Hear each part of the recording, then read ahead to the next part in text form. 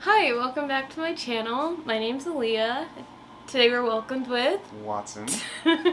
And for today's video, we're going to be talking about the movie Encanto. So, Encanto follows this Colombian family called the Madrigals. They're a nice little fun family, full of quirks, except for one person. Her name is Maribel, and she goes through a whole adventure of finding out the cracks in her family, under the surface, generational trauma, I would say, and a few other things. But overall, the movie was really good, and I would have personally recommended. What about you? Yes. Yes? Recommend. Who was your favorite character? I gotta know why. Why was she your favorite? It was the song. The The song caught me. Like, it was like the only time she ever really spoke out of the whole movie. Like, the only time she ever spoke her mind the whole movie. Because that was literally the only time that she ever spoke to me. That is because like any other time would be like three words. Or something about a donkey. Apparently. Do you find that she is a relatable character to you? Yes. Are you carrying too much pressure Let's not worry about the that. families? Let's not worry about that.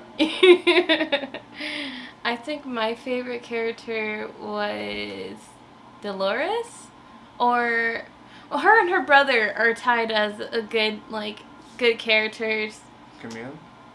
The one that can shapeshift? Yeah. Okay. Whose kids are those? Those are the Antonio's siblings. Thinking Bruno had kids, or like somebody had extra kids. I don't know why I remember there being like 12 other grandkids in the movie. Talking about Bruno, what did you think of We Bruno's don't character? talk about Bruno. I like Bruno. I thought he was a bit more weird than I expected his character to be.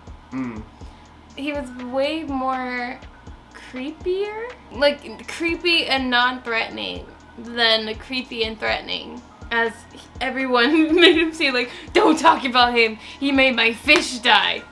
The man only could tell the future, and the fact that he predicted the future probably meant to them that, oh yeah, he's doing this intentionally, he's doing this on purpose. Because all the examples that they listed as, oh no, watch out for Bruno, was like hair loss, which is genetics, weight gain.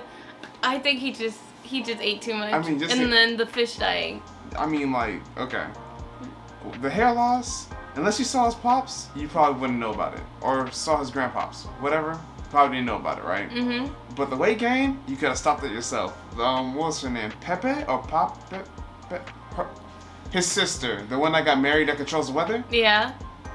Of course she can cause a hurricane. She was storming the whole movie. She's like, rain clouds. Peace and love, peace and love. It didn't take a science. It didn't take somebody with the ability to see the future to see that she could have caused her own problem with her own wedding. Exactly. I don't know. It was so scary how quickly everyone just turned to hate Bruno and try not to understand his powers. But I mean, dude just thinks about you and then your fish dies. I wouldn't want to talk to him either. I don't know. His power really threw me off because out of everybody, he has his powers actually show physical change in his body. Like, his eyes glowed. Oh. Compared to everybody else, I guess you could say physical change would be physical strength, No. I mean, it actually represents when his powers are active, not yeah. So it seemed like everyone else's powers was just their natural state. Yeah, that's just how they were. Mm-hmm. His had to be activated. They were things that need to be put in place, because that's why he had all the sand and everything. He can't do without a big open area and whatnot. I thought the sand, because literally, I don't know why people didn't see that he saw the future and not just made bad things happen. His thing was like an hourglass, time and the sand and I don't know. I don't know why people were so upset at Bruno. When you saw the grandma's backstory, did it make you feel understanding of her way of thinking? No. No? All I saw was everything had a representation, and the only thing that I saw from her was that she put up walls. Like the mountains were her guard against everything. So that was just her the whole time. I thought the wall, like the protection, was from the grandfather. Like his last wish, or his like one true wish, was like a safe shelter for his family, and then he became Casita. That's how I saw it. And then since then, he's been taking care of his family with his wife. But seeing her story, I don't know. They didn't say anything during my little montage of the story of how they got there, but it was so sad. Like, holy crap! And it starts off as like a little fairy tale, and then it turns like dark real quick. But I think it helps you kind of see where she's coming from, and this whole thing, like she's just trying to keep her family safe. But I think the movie does that. I'm sorry, the message was lost, like, in time, in continuity. Like, it was lost in time. Yeah, that's the whole point. That's the whole point of the story. Because once she started losing the premise of, you know, protecting your family, she was literally outcasting people at one point. Then the house was just like, excuse you, this is not the main purpose of Casita. Casita said, close shop. I think it started with Bruno. I think so. Because he was paving, he was in, as soon as he figured out, what's her name? Maribel, like, was the, you know, depending on which way you go with with our family, if you accept her, if you try to understand her, we come back together. If you don't, the house falls apart. And they ended it where the house was falling apart, and I think Bruno was in the background since then, kind of patching it up. Because you saw when he was like, Orlando. Oh, yeah. Who patches it up? Orlando or Javier? I forgot what he said. I think one of them was Javier. Javier's the one who patches them. Hernando's the one who's not. Yeah. He put the thing on and he was like, oh, it was just me. I think it did start with Bruno when the whole town was starting to reject him. Even when his own family was starting to outcast him, that's when the grandmother started saying that that she noticed a weakness in the thing. That's why he started asking Bruno for help and whatnot at that time, because everybody was already looking down, looking bad at him, and that's probably when the crack started. But I also feel like it could have been a bit before Bruno as well. Just because Maribel pointed out that the people with powers were also being mistreated or weren't standing up to the expectations of the family and for the community. Like the sister, that was her first. She was literally about to get married, shipped off.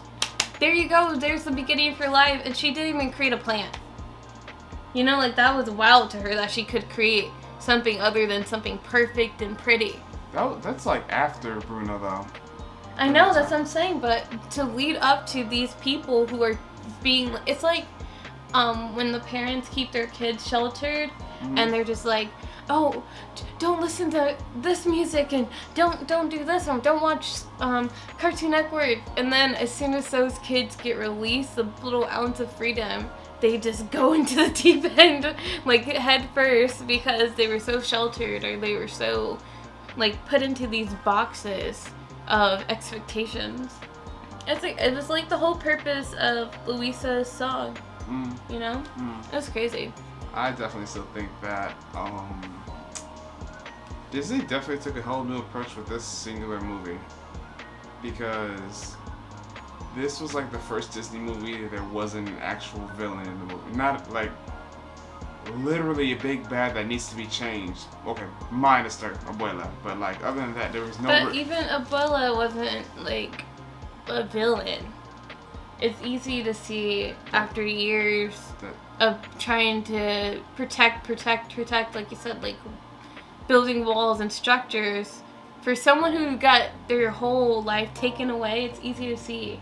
Because this is like, Abuela isn't a new story. Like, there's people who actually go through shit. And it's like, her story. You know, like ripped out of towns, your security, your safety wasn't promised with children. So it's like, damn, to see that, and then to kind of see Maribel, the new generation of already being protected and not having to sacrifice as much. It's kind of easy to see where both sides are coming from. At the end of the movie, they have this big confrontation. I forgot. Was this after the proposal was ruined? Yes. So the proposal was ruined, and then the Bruno's fortune about Maribel's like shown, and the grandma, she starts yelling at Maribel, and she goes like, Bruno didn't care about this family. And I don't know, I didn't hear that the first time when we first watched the movie. And then previously, Bruno literally said that his gift wasn't helping his family, but he loved his family. So that's why he had to go. And Maribel's literally the opposite. She doesn't have a gift, but she loves her family, and they're still treating her bad. I think it's just expectations and feeling that you're never going to be good enough. Exactly the words that she used in the movie. The music for this movie was exceptional. Beautiful. And I mean, what can I expect when it's coming from Lin-Manuel Miranda, the man, the legend, Moana, beautiful soundtrack, Hamilton, rap, hip-hop, historical fiction. Was it a fan fiction? A little bit. This movie was great, and he's known for other musicals and other movies with music, and I don't know how he sleeps. I think his brain has to be loud, you know, like to be hearing all these notes and like seeing movies and just the switching between singing to rapping. Genius. So snaps for Mr. Miranda. And final thoughts for the movie. What did you take away from it? Families are hard. It's about the trials and tribulations you guys must go together in order to destroy the old foundations that your old toxic grandparents or even great-grandparents already formulated for your grandparents, for your parents, for you guys to destroy it together and rebuild together to make a new foundation. The movie literally did that. So it was nice to see a really accurate portrayal of a family like ever in Disney's history. I would say it's a little bit even more like unrealistic, seeing that the grandma apologized to begin with. Because Disney, I think we've all been Maribel's upset with grandmas, and they don't usually apologize, but good on you for that. And to see everything come around and, like you said, build a new foundation, I think it summed up the movie perfectly and how everyone should be moving forward with their, new family structures. Respect the sacrifice of the past, but also use those sacrifices to build your own foundation for the future. And that is the movie Encanto. Anything else?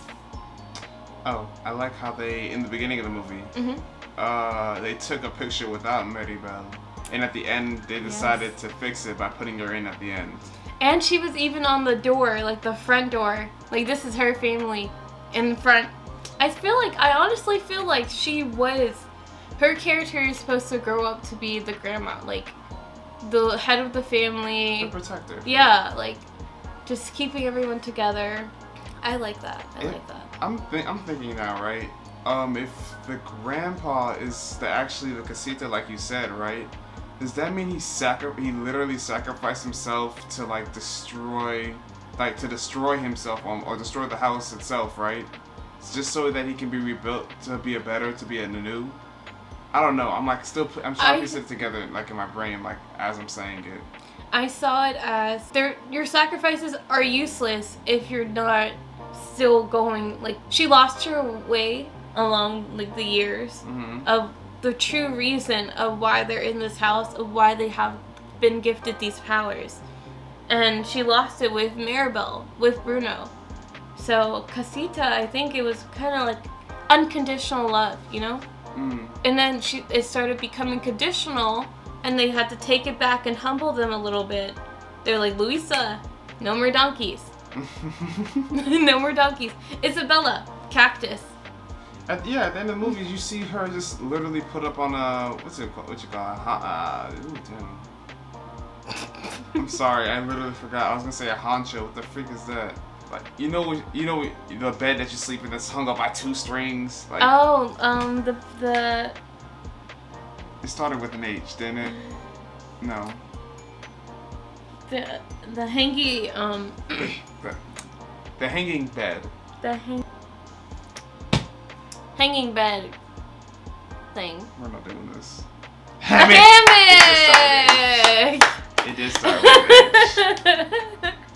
Yes, it was nice to see Louisa finally relax in the hammock. Before it kind of looked like she was going back to her old self, and Casita was like, "Sit down." Sit your ass down. You see Isabella now working using different plants now besides making flowers, fully expressing herself. She's gonna don the rebel flag before anybody else now. Now that she's down her path. I don't like how they gave Dolores her old man, like the hand-me-down. Yeah, let the hag talk about. Oh, let's. Have you seen my other cousin?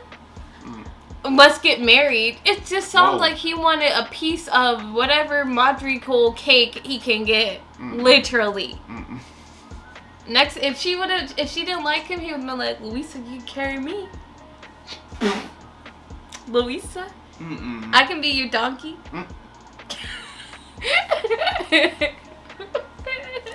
Oh, okay. How do you feel about Bruno's thing saying that Maribel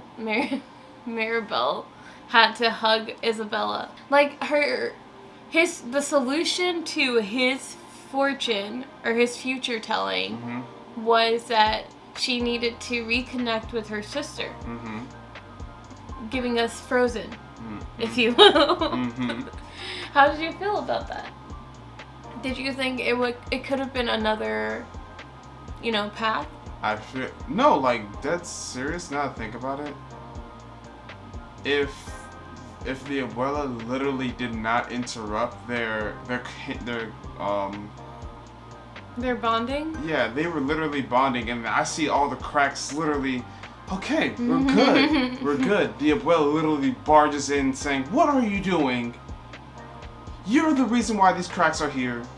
You're the problem with this family." That's when she said Bruno didn't care about his family. Yeah, and it's like whoa, where did this come from? All of them were like literally. I felt like this whole time, like we haven't seen, like it was very fast for me not to think about it. It was very short, but like at the same time, this whole time, I don't think they grew up properly. Like not as siblings. They always had their gifts, and they always had to help people. Never really had it. Other than like sitting down at the dinner table, they never really connected. And like being shown as like a family unit. Yeah, they've been disconnected from each other. Like nobody knew Louisa was suffering in silence all this time. Nobody knew that everybody was suffering in silence. Oh, that's another point that I wanted to mention. I guess the different relationships between the younger generation and the older generation. And the middle generation, it seemed like even with Maribel's parents and the other parents, they were always just kind of like complacent. I feel like the younger generation's never complacent to what the older generation wants, and that's full circle to the whole respecting the past but also nurturing the future talk. Because they would always be like, "Oh, we're on your side, Maribel," but at the same time, when they're fighting, they will never stand in front of their grandma like that. It's like, whoa, that's too much work right there. That's, oh my goodness. No, I've had my moments like that too, and I'm just like, bro, how have you been living like this for this long and no one said anything until now? I don't know. I feel like a lot of people have that kind of like push against older traditions. It's always that. It's always that. But this is the now, and hopefully we get to see more family representations in the movies like this one, Encanto. So, I guess that's the end of the video. If you liked this video, like and comment down below. Tell us what other movies we should, you know, take a little poke at. Maybe we can get some mind twisting ones, some gut wrenching, you know?